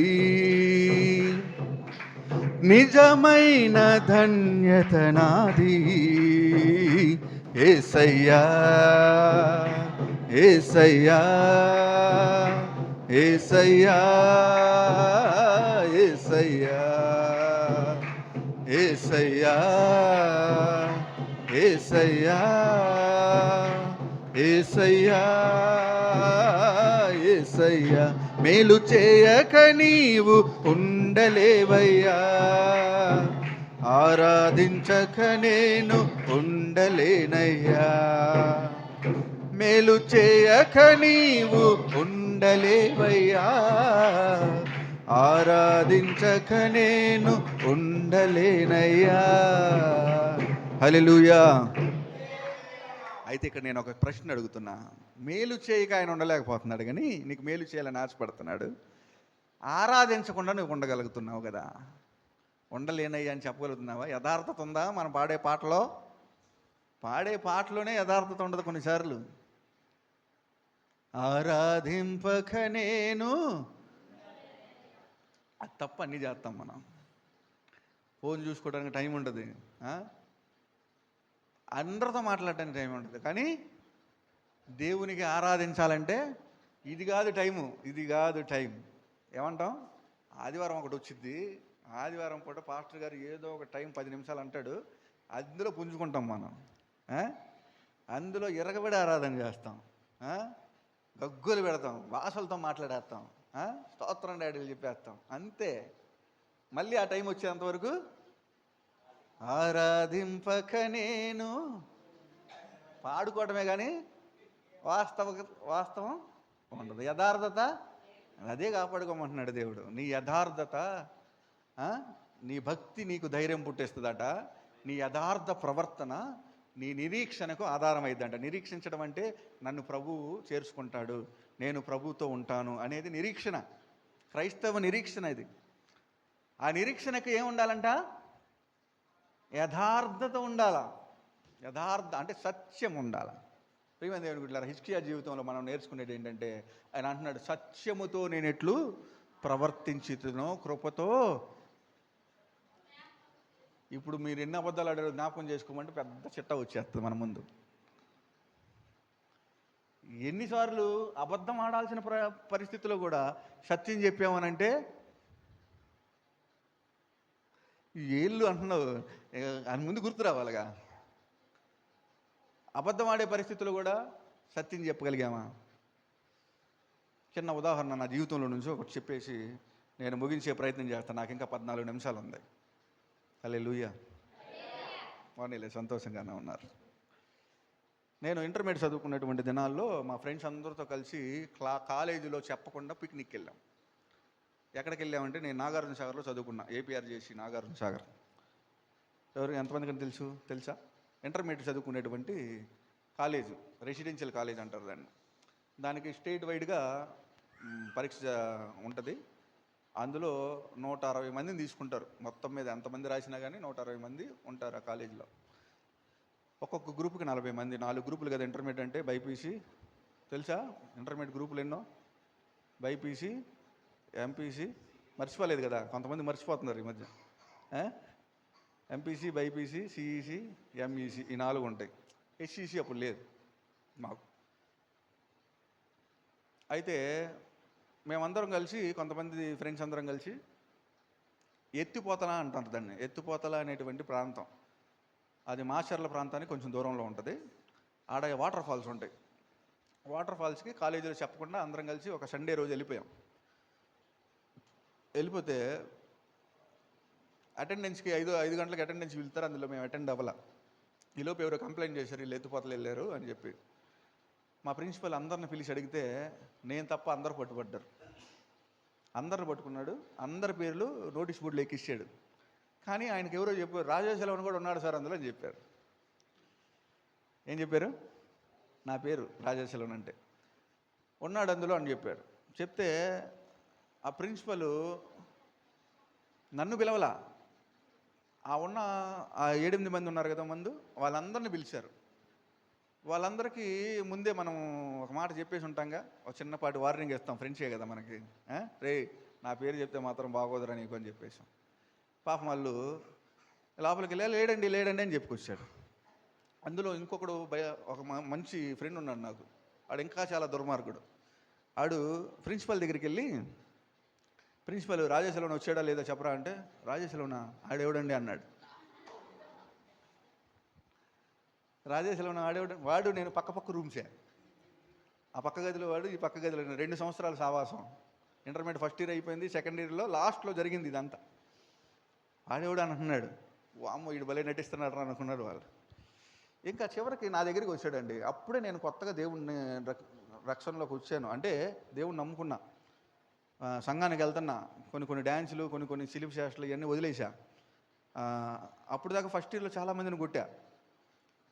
ఇంటర్మీడియట్ వయసు అంటే కొట్టలాట్లే కదా, ఆయన కొట్టుకోవటాలు ఇన్ని కొట్టుకోవటాలు. అయితే వాళ్ళందరికీ క్షమాపణ చెప్పా. ఇంకా బాప్తీసం కొన్నాళ్ళలో తీసుకుంటాను అనగా అందరికీ పిలిచి, ఒకరిని పిలిస్తే, ఒరే బాబు ఇప్పుడు వద్దులే మళ్ళీ కొడతాడేమో అని చెప్పి వాడు అడ్డు చెడిపోతుంటే వాడిని పిలిచి ఆపి, అరే పలానా రోజు పలానా సమయంలో నేను ఇట్లా చేశాను, నన్ను క్షమించరా, ఈడేంద్రా కొత్తగా క్షమాపణ చెప్తున్నాడు అనుకున్నారు వాళ్ళు. క్రైస్తవ విశ్వాసంలో ఉన్నటువంటి ఆ ఒప్పుకోలు, ప్రియమైన దేవుని బిడ్డలారా, నువ్వు ప్రభువునందు విశ్వాసం, సరైనటువంటి మారు మనసు ఉంటే నువ్వు క్షమాపణ చెప్పడానికి ఎప్పుడు కూడా సిగ్గు ఉండదు. ఎందుకంటే ప్రభువు మహింపరచబడతాడు కనుక. నేను దిగజారినా పర్లేదు, నన్నేమనుకున్నా పర్లేదు, నా ప్రభువుని మాత్రం ఎవరు ఏమంటానికి వీల్లేదు. అది రోషం, భక్తిలో రోషం ఉండాలా, పౌరుషం ఉండాలా. ఈ ప్రిన్సిపల్ నన్ను పిలిచాడు, పిలిచి వెళ్ళావురా నువ్వు అన్నాడు. లేదు సార్ అన్నా. ఒక మాట అన్నాడంటే, నీ యేసు ప్రభు నీకు అబద్ధాలు చెప్పమని చెప్పాడారా అన్నాడు. ఏమన్నాడు? నీ యేసు ప్రభు అంటే, నేను యేసు ప్రభు నమ్ముకున్నాను సంగతి వాడికి తెలుసు. వాడని ఎందుకు అంటున్నానంటే, కొద్దిగా అతను కొంచెం ఆర్ఎస్ఎస్ వాది, అవన్నీ ఇప్పుడు చెప్పడానికి సందర్భం కాదు. అంటే నేను అలా నిలబడిపోయాను. నీ యేసు ప్రభు నీకు అబద్ధాలు చెప్పమని నేర్పించాడా, నీ బైబిల్ నీకు అబద్ధం చెప్పమని నేర్పించిందా అన్నాడండి. ఇంకా దుఃఖం తన్నుకొచ్చింది. వెళ్ళాను, ఇంకో మాట అనబాక మీరు, ఇంకొక మాట అన్నది. నేను వెళ్ళాను, నేను తప్పు చేశాను, మీరు ఏ శిక్ష విధించినా నేను భరిస్తాను. అప్పుడు పిలిచాడు ఈయన మళ్ళీ. అడెవడో నాకు తెలియదు అన్నాడు కదా, అని పిలిచి, ఎరా ఇడెవడో తెలీదా, వాడు నా కళ్ళు చూశాడు, ఏం చెప్పారు, చెప్పేశాను రా అన్నాను. రే ఇట్లాంటి వాటిలో కదరా ఒకరినొకరు హెల్ప్ చేసుకోవాల్సింది అని ఆయన ఏదో ఆయన విషయం ఏదో చెప్పాడు. అయితే ప్రియమైన దేవుని బిడ్డలారా, ప్రభు దగ్గరికి వచ్చినప్పుడు మనం రోషం కలిగి ఉండాలి, పౌరుషం కలిగి ఉండాలి. అబద్ధము ఆడవలసినటువంటి సమయం, అబద్ధం ఆడితే నేను సేవ్ అయిపోతా. 3 రోజులు అన్నం పెట్టలేదండి, 3 రోజులు అన్నం పెట్టలా. నా పేరు అదే గ్రీన్ పెన్తో, ఇప్పుడు ఈరోజు నేను గ్రీన్ పెన్ వాడుతున్నాను, కానీ ఆ రోజుల్లో ప్రిన్సిపల్ గారి దగ్గర గ్రీన్ పెన్తో పెద్ద అక్షరాలతో నోటీస్ బోర్డులో రాశాడు. వాళ్ళ పేర్లు 8 పేర్లు ఎవరు కనపడలే, నా ఒక్కడి పేరే కనపడుతుంది అక్కడ. హల్లెలూయా. ప్రియమైన దేవుని బిడ్డలారా, ప్రభు కొరకు రోషం కలిగి ఉండాలి, పౌరుషం కలిగి ఉండాలి. అబద్ధం చెప్పాల్సిన పరిస్థితి వచ్చినా నీవు అబద్ధం ఆడకుండా, అది నీకు శ్రమైనా, నిందైనా, ఇబ్బంది అయినా నిజము పలికితే, ప్రియమైన దేవుని బిడ్డలారా, ఆయన దగ్గర అతిథిగా ఉండే భాగ్యం ఇస్తాడండి. చప్పట్లు కొట్టి మాకు పెడతాం. హల్లెలూయా. అతిథిని ఎలా చూసుకుంటావో, అంటే నోటితో నిజము పలుకువాడే అనే మాట ఉండేది అక్కడ. దేవుని ఆయన ఉండేటువంటి పరిశుద్ధ స్థలములో అతిథిగా ఉండదగిన వాడు ఎవడు అంటే, యథార్థముగా, హృదయమార యథార్థముగా నిజము పలుకువాడే. నువ్వు నిజం పలికితే, నిజం మాట్లాడే వ్యక్తివైతే ప్రభువుకి అతిథిగా అయిపోతావు. అతిథిని ఎంత బాగా చూసుకుంటాం, మనమే ఎంత బాగా చూసుకుంటే ప్రభు ఇంకెంత బాగా చూసుకుంటాడు. హల్లెలూయా. చప్పట్లు కొట్టి ప్రభు నామాన్ని మహింపడదాం. హల్లెలూయా, హల్లెలూయా, హల్లెలూయా. ప్రియమైన దేవుని బిడ్డలారా, ఇతడు కన్నీళ్ళు కార్చేసరికి హిజ్కియా కన్నీళ్లు విడుస్తుంటే ప్రభు చూడలేకపోయాడు. వెంటనే యెషయా ప్రవక్తను పిలిచాడు. ఆ మాట చెప్పాడు, నువ్వు మరణం అవుతావని చెప్పాడు, గడప దాటబోతున్నాడు అంతే. ఇతడు కన్నీళ్లు విడచడం ప్రభు చూశాడు, ఆలస్యం చేయలా. వెంటనే అతను గడప దాటక ముందే అతనితో మరలా మాట్లాడటం ప్రారంభించాడు యెషయాతో దేవుడు. నీ కోసం, నా కోసం, ప్రియమైన దేవుని బిడ్డలారా, ఆయన ఎంతకైనా ఆయన ఆలస్యం చేసేటువంటి వ్యక్తి కాదు. నీకు ఇవ్వాల్సినటువంటి జవాబు ఆయన సమయంలో, తగిన సమయంలో నీకు ఖచ్చితంగా ఇచ్చేటువంటి దేవుడు నీ దేవుడు. మాట్లాడుతున్నాడు. ఏమని చెప్పాడు తెలుసా? అయ్యా, దావీదునకు దేవుడైన యెహోవా నీకు సెలవిచ్చినదేమనగా, ఏమంటున్నాడు? నీవు కన్నీళ్లు విడుచుట సూచితిని, నీ ప్రార్థన నేను అంగీకరించి ఉన్నాను. నీవు కన్నీళ్లు విడుచుట చూశాను, నీ ప్రార్థన నేను అంగీకరించాను అని ఏం చెప్పమంటున్నాడు చూడండి. ఇంకా 15 సంవత్సరముల ఆయుస్సు నీకు ఇచ్చేదను, మరియు ఈ పట్టణమును నేను కాపాడుచు నిన్నును ఈ పట్టణమును అశూరు రాజు చేతిలో పడకుండా విడిపించేదను. ఇతని బాధ అంతా అశూరు రాజు చేతిలో ఉన్న రాజ్యం పడిపోయేదేమో, నేను చచ్చిపోతేనే కదా ఇతను బాధపడుతుంది. దేవుడు ఏమంటున్నాడు తెలుసా? నీకు 15 సంవత్సరాలు ఆయుష్ ఇస్తానన్నాడు. అడిగాడా? హిజ్కియా అడిగాడా? నన్ను జ్ఞాపకం చేసుకో అన్నాడు అంతే. ఎంతకాలం జ్ఞాపకం చేసుకోవచ్చు? 1 సంవత్సరం అనుకో, 6 నెలలు అనుకో, అంటే అంత బాగుపడిపోయేసి ఇల్లు చక్కదిద్దుకోవడానికి 6 నెలలు. రాజు కదా, మనకంటే 2 రోజులు చాలు, మనకి పెద్ద ఆస్తిపాస్తులు ఏం లేవు కాబట్టి. రాజు కాబట్టి అప్పగింతలు ఎక్కువ ఉంటాయి. ఒక 6 నెలలు వేసుకుందాం. కానీ ఎంత ఇచ్చాడు దేవుడు? 15 సంవత్సరాలు ఆయుష్ ఇచ్చాడండి. చప్పట్లు కొట్టి ప్రభునామాన్ని మహిమ. ఆయనకి ఎంత కృతజ్ఞతలు చెప్పుకున్నా ఆయన రుణం తీరదు అంతే. అంత ప్రేమ కలిగిన దేవుడు నీ దేవుడు. ప్రియమైన దేవుని బిడ్డలారా, అంతేకాకుండా నీ రాజ్యాన్ని నేను కాపాడుతానన్నాడు. అడిగాడా హిజ్కియా? అడగలా. ప్రియమైన దేవుని బిడ్డలారా, నీవు నమ్ముకున్న ఈ దేవుడు నువ్వు అడుగు వాటికంటే, ఊహించు వాటికంటే, కనీసం ఊహించుంటాడా? హిజ్కియా కనీసం ఊహించుంటాడా? 15 సంవత్సరాల ఆయుష్ వస్తుందని ఊహించుంటాడా? రేపు చచ్చిపోయేవాడికి 15 సంవత్సరాల ఆయుష్ ఏందండి? తన ఊహకు కూడా అందలా. నువ్వు అడిగిన దానికంటే, ఊహించిన దానికంటే అత్యధికముగా నీ జీవితంలో చేయగలడానికి సమర్థుడైనటువంటి దేవుడు నీ దేవుడు. హల్లెలూయా, హల్లెలూయా, హల్లెలూయా, హల్లెలూయా. ఇంకేమన్నాడో తెలుసా ఆయన? ఆహాజు ఎండ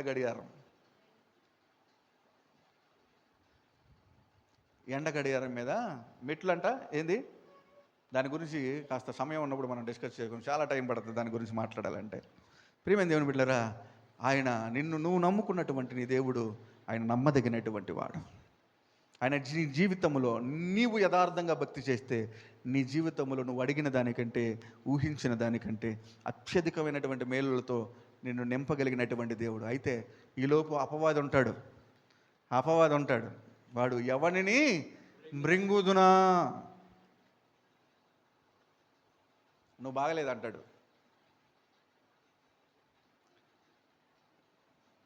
నీకు వివాహం కాదంటాడు, నీకు ఉద్యోగం రాదంటాడు, నువ్వు దేవుని వదిలిపెట్టేసేసి నీ బలాన్ని నమ్ముకోవాలనేటువంటి విధానంలోకి నిన్ను నడిపిస్తాడు. నీ చేత అబద్ధాలు ఆడిస్తాడు. నువ్వు యథార్థంగా ప్రవర్తించకుండా వాడు నిన్ను అడ్డుకుంటూ ఉంటాడు. ప్రార్థన చేయకుండా వాడు నిన్ను అడ్డుకుంటూ ఉంటాడు. ప్రియమైన దేవుని బిడ్డలారా, అన్నీ చెప్పుకున్నాం, కానీ అపవాది గురించి మనం తెలియకపోతే, నీ శత్రువు ఏమైనాడో నీకు తెలియకపోతే నువ్వు పడిపోతావు. అది గుర్తుపెట్టుకో. వాడు ఎవరిని మృంగుదునా అని గర్జించు సింహం వల్ల. నువ్వు ఎప్పుడు ప్రార్థన చేయకుండా ఉంటావో అప్పుడు పట్టుకోవడానికి రెడీగా ఉంటాడు వాడు. ఎక్కడుంటాడు? ఎక్కడుంటాడు? పక్కనే ఉంటాడు. పక్కన ఉన్నాడు, చూడండి అక్కడ. నువ్వు నా మాటలు వినకపోతే వాడు వచ్చేస్తాడు లోపలికి. నువ్వు ఆరాధించకపోతే వచ్చేస్తాడు వాడు లోపలికి. నువ్వు ప్రార్థన చేయకపోతే, నువ్వు ఎప్పుడైతే ఏకాగ్రత కోల్పోతావో, ఇంటి దగ్గర మటన్ వాసన గుర్తొచ్చిందనుకో పట్టేసుకుంటాను నిన్ను. భయపెడతలేదు నేను, జాగ్రత్త పడమని చెప్తున్నా. దేవుని యొక్క దీవెనలు, ఆశీర్వాదాలు నువ్వు పొందకుండా ఉండటానికి వాడు ఎన్ని కుయుక్తులన్నా పన్నుతూ ఉంటాడు. నా మీద పన్నాడు, నీ మీద పన్నుతాడు. నీకు సమయం ఇవ్వడు. అరే నాకు సమయం దొరకలేదు ప్రార్థన చేసుకోవడానికి, కానీ నువ్వేదో నిన్ను నువ్వు సరిపెట్టుకునేటువంటి ప్రయత్నం చేస్తావు. అది అపవాది యొక్క శర, అపవాది యొక్క దాన్ని ఏమంటారు, ఊర్లు వేస్తాను. కొంగలు పట్టుకోవడానికి ఏమేస్తారు? ఉచ్చు. నేను చాలాసార్లు ప్రార్థన చేసుకోవడానికి సమయం లేదని చెప్పేసి ప్రభు సన్నిధిలో నాకు సమయం దొరకట్లేదయ్యా అన్న. ఎందుకు దొరకదు సమయం? ఎలా కొలం కాకపోతే పేషెంట్ చూస్తా, సమయం దొరకలేదయ్యా. అడ్డు తిరుగుతా, వ్యాపార విస్తారమైనటువంటి ఈ వ్యాపార వరవడిలో ఏమైపోతుందని ఈ ఐహిక విచారాలు అంటారు. ఐహిక విచారాలు ధనమోసం. ఎక్కువ డబ్బులు ఉండకూడదు, గుర్తుపెట్టుకోండి.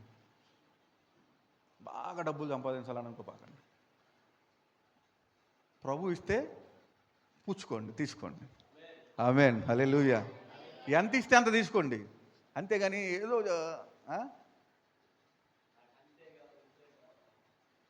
నిత్యం లేవాకండి. ప్రభు ఎంత ఇస్తే అంత తీసుకోండి. ప్రియమైన దేవుని బిడ్డలారా, అందుకనే సొలొమోను కూడా అంటాడు, నాకు విస్తారంగా ఇవ్వద్దు అట్టని చెప్పేసి పేదోడుగా కూడా నన్ను ఉంచొద్దు. ఎంత కావాలో నీకు తెలుసు, నేను ఎంత సేవ చేస్తానో నీకు తెలుసు, అంత ఇవ్వు నాకు. నా కుటుంబం పోషణకి ఎంత కావాలో నీకు తెలుసు. నా బిడ్డల తరాలు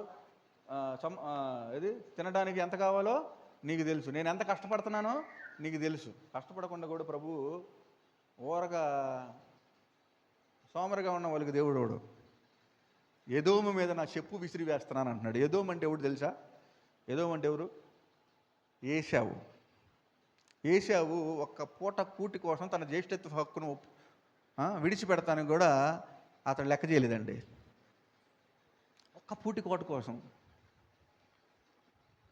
అది కూడా చిక్కుడుగాయలంట. ఏదో మటన్కో దేనికో అయితే అది వేరే సంగతి. చిక్కుడుగాయ కూర కోసం తన జ్యేష్ఠత్వ హక్కుని వదిలిపెట్టుకున్నా అంటే వండుకోవటానికి ఇటు బద్ధకమేసి సోమరితనం. ఎదోము మీద దేవుడు అంటున్నాడు చెప్పు విసిరేస్తాను అంటున్నాడు. సోమరుల మీద దేవుడు చెప్పు విసిరేస్తాడు. నువ్వు ఎంత భక్తి చేయడానికి ఇక్కడ కూర్చున్నా నువ్వు సరైనటువంటి విధానంలో పని చేయకపోతే, నీ ఒళ్ళు ఉంచకపోతే, చురుకుగా ఉండుట గొప్ప భాగ్యం అని దేవుని వాక్యం సెలవిస్తా ఉంది. చురుగ్గా ఉండాలా, ప్రతి పనిలో కూడా చురుగ్గా ఉండాలి. అంతా ప్రభువు చూసుకుంటాలే, దేవుడు చూసుకుంటాలే, ఇది ఒక మోసం. ప్రభువు చూసుకుంటాడు నువ్వు కష్టపడినప్పుడు. ప్రభువు నాకు స్కూటర్ ఇస్తాడు ఎప్పుడు? నేను దాన్ని నడపగలిగినటువంటి సామర్థ్యాన్ని నేను సంపాదించినప్పుడు. ఊరక ఇంట్లో కాళ్ళ మీద కాలు వేసుకొని స్కూటర్ నడపమంటే నడుపుతా? అవ్వదు కదా. కనుక ప్రాక్టికల్గా ఉండండి. ప్రాక్టికల్ క్రిస్టియానిటీ కావాలి మనకి. గాల్లో క్రిస్టియానిటీ కాదు మనకు కావాల్సింది. మనం ప్రాక్టికల్ క్రిస్టియన్స్ కావాలి. నువ్వు ప్రార్థిస్తే ప్రభు నీకు మేలు చేస్తాడంటే ప్రార్థన చేయడానికి మోకాళ్ళు వేయాలా. కనుక ప్రియమైన దేవుని బిడ్డలారా, గుర్తుపెట్టుకోండి, మోసపోవద్దు. దేవుడు వెక్కిరించబడడు. మనుష్యుడు ఏమి విత్తునో విత్తకుండా నువ్వు ఎటకొస్తావు. విత్తకుండా కోసేది ఆయన. విత్తని చోటగా కోసేవాడు అని చెప్పి పేరు పెట్టారు ఆయనకి. కానీ నువ్వు విత్తాలా. నువ్వు ఎంత విత్తితే అంత కోస్తావు. ఎంత కష్టపడితే అంత, ఎంత ప్రార్థన చేస్తే అంత కృపకు నువ్వు పాత్రుడు అవుతావు. కనుక ప్రియమైన దేవుని బిడ్డలారా, ఈ మాటలు చేత మనము దీవించబడదాం. హిజ్కియా జీవితంలో మరణకరమైనటువంటి రోగం కలిగినప్పటికి కూడా అతని యొక్క భక్తి జీవితాన్ని బట్టి, అతడు చేసినటువంటి ప్రార్థనను బట్టి, అతనికున్న యథార్థతను బట్టి, అతని యొక్క సత్యాన్ని బట్టి దేవుడు అతనికి 15 సంవత్సరాల ఆయుష్నిచ్చాడు.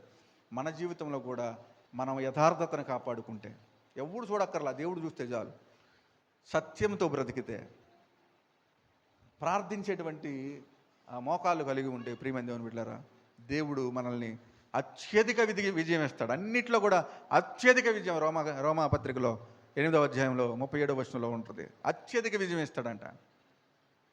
కనుక ప్రియమైన దేవుని బిడ్డలారా, ప్రభు ఇచ్చేటువంటి ఆ దీవెనను పొందుకోవటానికి మనం యోగ్యులకు రీతిగా మనం సిద్ధపరుచుకొని దేవుని యొక్క ఆశీర్వాదానికి, దేవుని యొక్క రాజ్యానికి పాత్రులగునట్లుగా మనం జాగ్రత్తగా ఉందాం. దేవుడి కొద్ది మాటలు మన వినికిడిలో దీవించినగాక. నా సమయం అయిపోయింది. 2 గంటల 32 నిమిషాలు, 2 నిమిషాలు ఎక్కువ తీసుకున్నాం.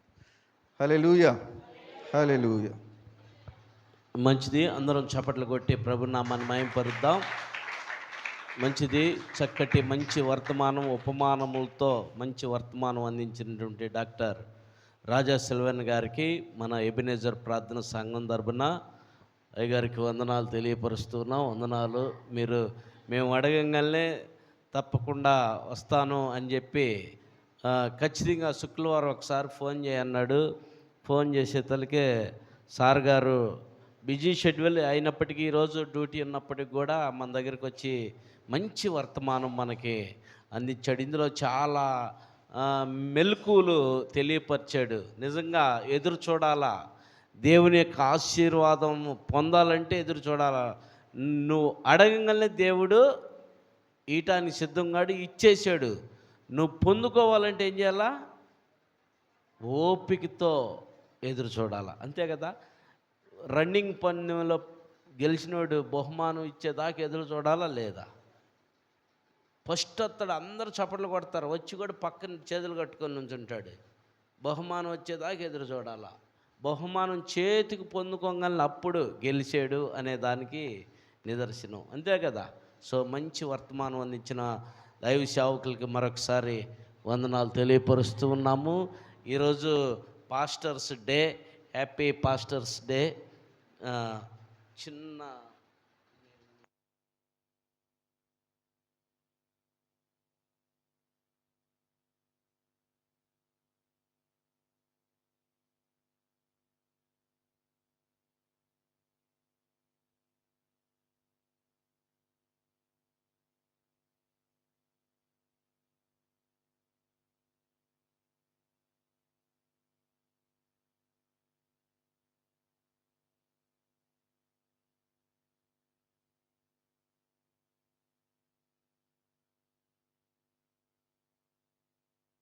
పాస్టర్స్ డే అయినప్పటికీ మాకు రాత్రి తెలిసింది.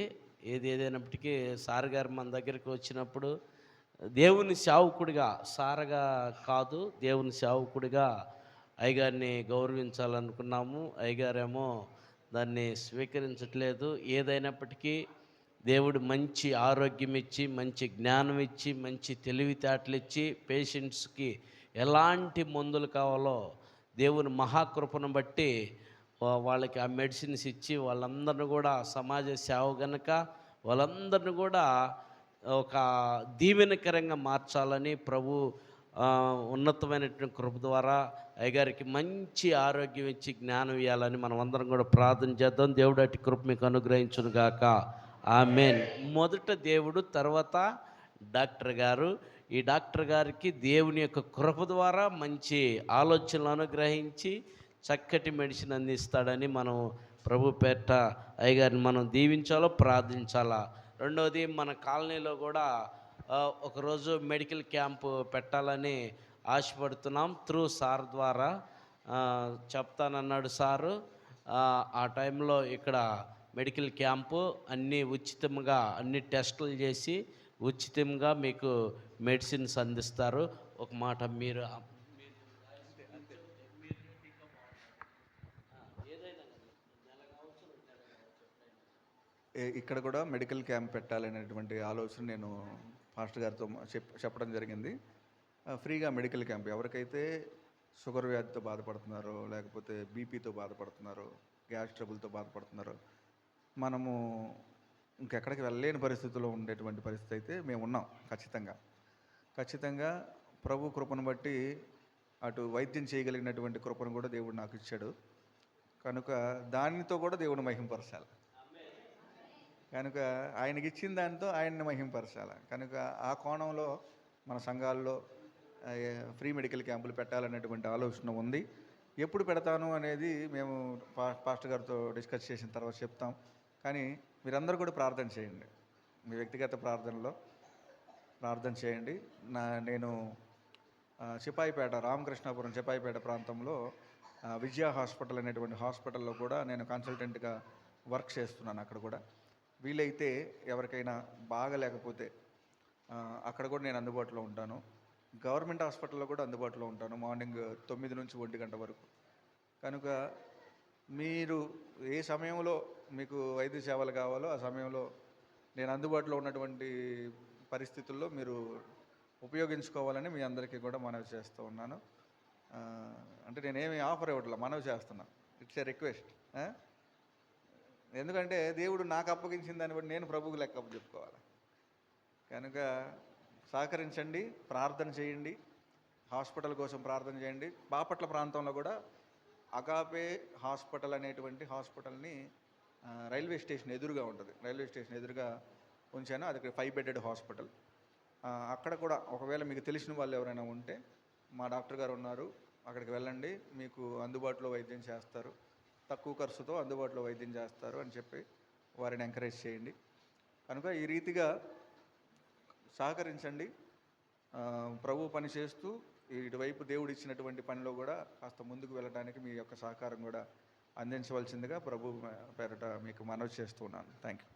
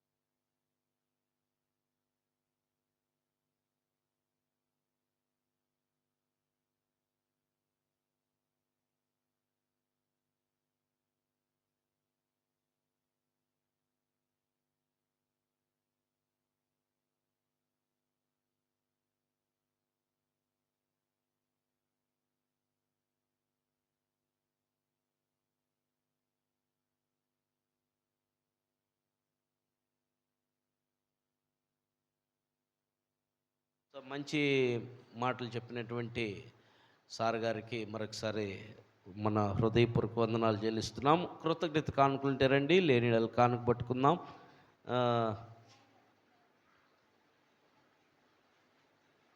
ఫాస్ట్ పలహారం ఎవరు? అవునా? ఓకే.